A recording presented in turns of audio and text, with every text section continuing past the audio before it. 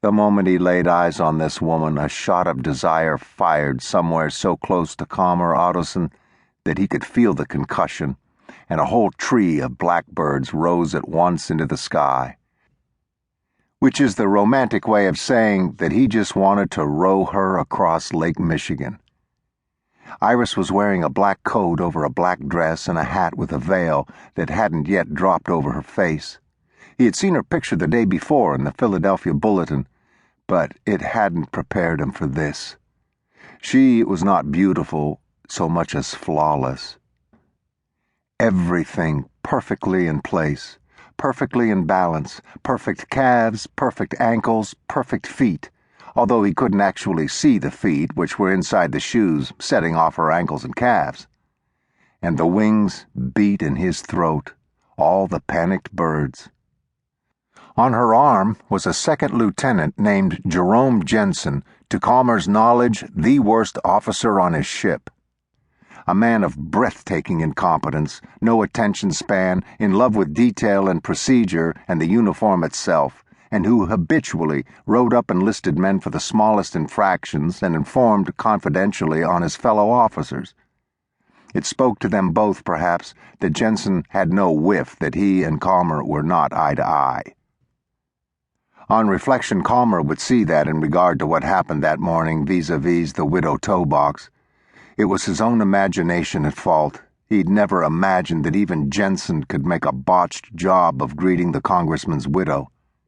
Calmer had intended to meet her himself, but after the loading accident wanted as much time to put the congressman and his box right as he could get, and so had turned it over to the first officer he saw, which was Jensen. It seemed like a good idea, in fact, as Jensen looked like an officer and always wore his uniform spotless and freshly pressed. Calmer was very clear with the orders. Greet Mrs. Toebox when she arrived at the ship, apologize for Calmer's absence, escort her to Calmer's quarters to await the burial, make her comfortable, offer her coffee or a drink, something to eat if she wanted it, the morning papers, and then leave her alone. He had given these orders slowly, patiently, and Jensen had nodded along just as patiently, yet here he stood, slightly behind her in the passageway, looking confident and not a little self-satisfied. "Commander Ottosson," he said, "may I present Mrs. Toebox? She has asked to be with her husband." She smiled and offered Calmer her hand. Pale, tapered fingers lay cool and light against his palm. Her wedding ring had been moved to her right hand, which he remembered was the custom of widows back in his part of South Dakota, too. He tried not to look at Jensen, afraid he might strangle him. "Allow me to offer you my quarters, Mrs. Toebox," he said, and now he did glance quickly at Jensen. "It's warmer, and there's something to drink. I'm sure you'll be more comfortable." "Thank you," she said, "but I prefer to be with my husband." She spoke directly and evenly, and her voice didn't begin to break as he thought it might. She waited a moment longer, then smiled politely and looked back at Jensen. "This way, you said?" "Yes, ma'am," and he nodded at Calmer as if he had everything under control. She started around him in the direction of the storage room.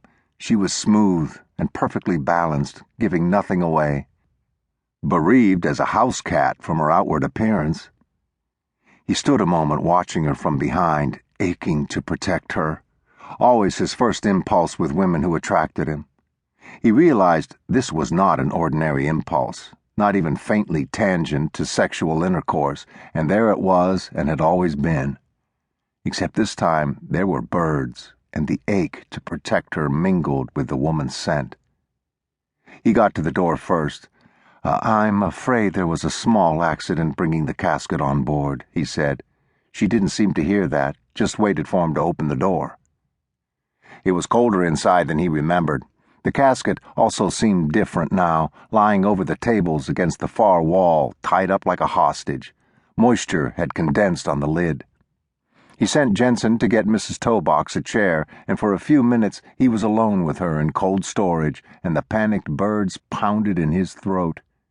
She seemed to think he had other things on his mind. "I'm quite comfortable here, Captain," she said. "I'm sure you have more important..."